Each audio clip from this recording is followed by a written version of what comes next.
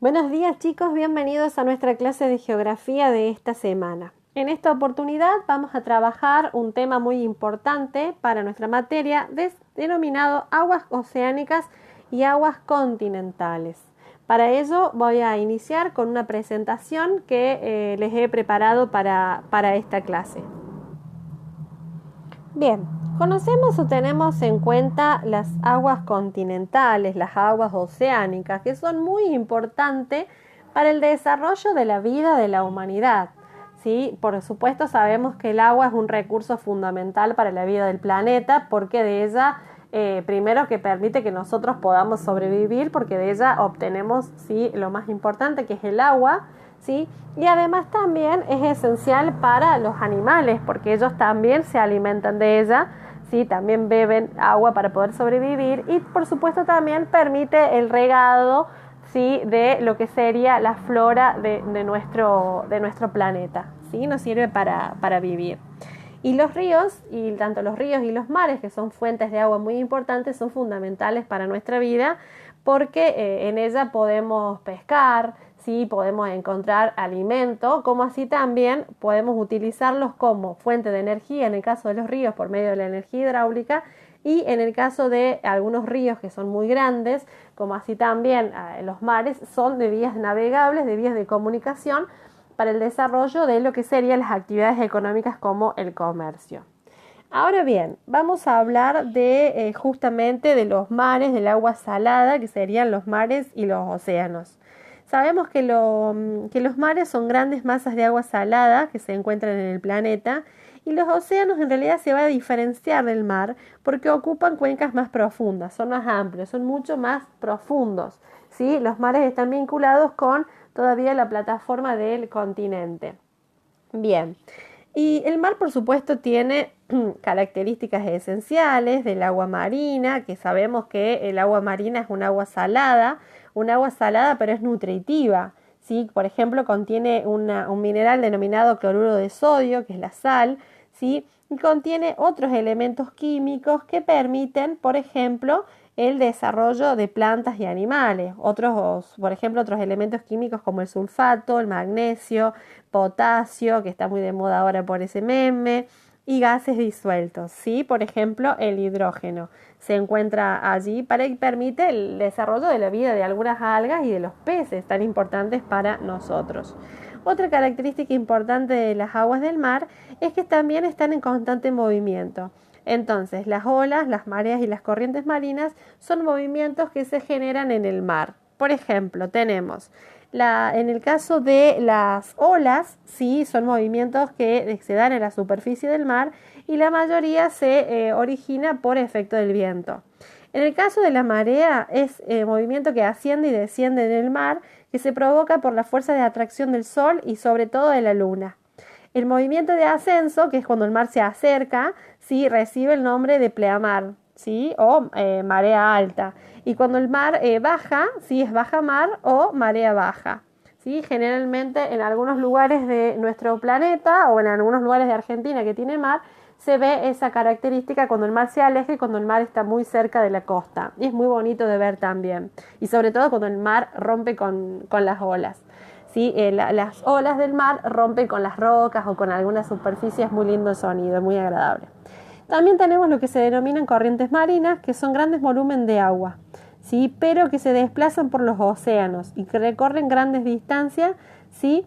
Y se generan de esa manera. Es un movimiento que se genera dentro del mar, ¿sí? Que son muy característicos. Y esos son muy importantes cuando se descubren estas corrientes marinas. Estas corrientes que se dan dentro del océano, las personas pudieron navegar con mayor facilidad, ¿sí? Conociendo estas corrientes marinas, por eso son tan importantes. Ahora bien, dentro de las aguas dulces continentales, estamos hablando de lo que serían los ríos, por ejemplo, ¿sí? Entonces encontramos también, además de ríos, lagos y lagunas, encontramos las aguas subterráneas. Todos estos temas los vamos a ir siguiendo, los vamos a ir estudiando más adelante también. Hoy lo que hacemos es la presentación de este tema. Los ríos son corrientes de agua que poseen su propio cauce, tienen márgenes, sí quiere decir que va de una orilla a la otra, o sea, el río tiene un límite, ¿sí? Va de acá hasta acá, ¿sí? Se ve, generalmente es visible, o a veces cuando el río es muy grande sabemos que tiene como un principio y un final. Y también, por ejemplo, va desde su naciente hasta la desembocadura, ¿sí? Desde donde nace el río hasta donde termina desembocando. Y los ríos tienen distintos tramos, por ejemplo, el curso superior, el medio y el inferior.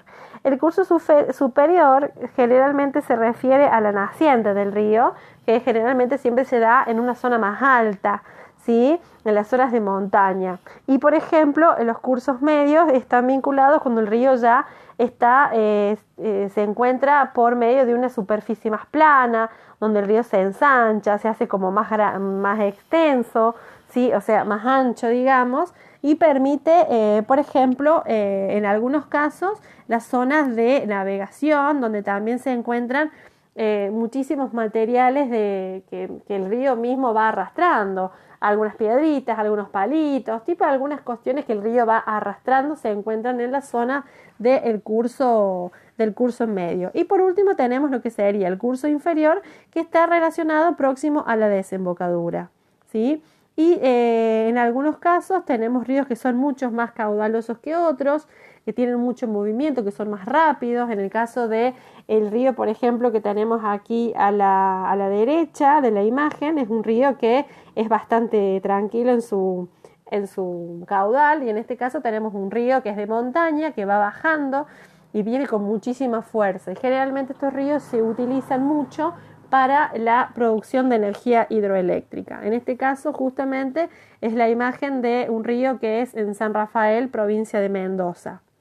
También tenemos los lagos, las lagunas y los pantanos, que son muy importantes, ¿sí? Para la acumulación de agua dulce, ¿sí? En este caso son acumulaciones de aguas que se dan en depresiones, en terrenos originados por algunos casos por glaciares, por algún hundimiento, ¿sí? O por un cráter de algún volcán.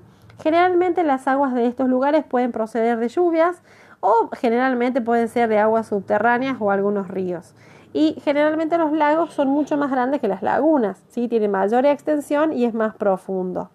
En el caso de los pantanos son terrenos, digamos, que están ocupados por una delgada capa de agua, ¿sí? Apenitas, y está invadido por una vegetación acuática, que es son zonas muy importantes, las zonas de los pantanos. Generalmente encontramos zonas pantanosas en el norte de Estados Unidos, también encontramos zonas pantanosas en Argentina, pero eso lo vamos a ir estudiando con mayor detalle a medida que vayan pasando los años en nuestro estudio en la escuela secundaria.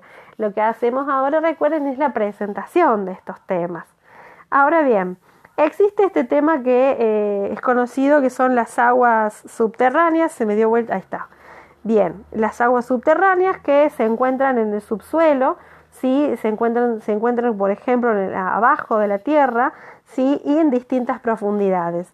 Y generalmente esas reservas de agua potable que se encuentran debajo de la tierra se llaman acuíferos. En Argentina, nosotros en nuestra región tenemos un acuífero sumamente importante que se llama acuífero Guaraní, que lo vamos a ir estudiando en los diversos años. Eso siempre lo volvemos a retomar. Sepan que existen aguas subterráneas que se encuentran y que son sumamente importantes para la vida y el desarrollo del planeta. Y para ir terminando nuestra clase, tenemos algo muy importante que también lo vamos a estudiar, que se llaman cuencas hidrográficas. Las cuencas hidrográficas es la superficie recorrida por un río y todos sus afluentes. Ahora bien, existen, por ejemplo, cuencas que son exorreicas, que es cuando el río desemboca en el mar, por ejemplo, el río Amazonas. Acá yo les comparto la imagen del río Amazonas, que sería el que está marcado de azul más oscuro, y todo lo que está alrededor, todos esos ríos se van uniendo, que son los afluentes del río Amazonas. El río Amazonas, por ejemplo, nace en la zona de la cordillera, en la zona de Lima, en la zona de Perú, en esa zona de montaña, y va bajando y termina desembocando en el océano Atlántico. Bien, y acá, por ejemplo, tenemos ríos, cuencas endorreicas, que son ríos que desembocan en un lago, una laguna, o, por ejemplo, las cuencas arreicas, que se refiere cuando el río se evapora o se pierde en el relieve. Un ejemplo de estos ríos, por ejemplo, es el río Seco de aquí de la ciudad de San Luis, el río Quinto, por ejemplo, el río Quines, ¿sí? El río San Francisco, el río Luján, por ejemplo.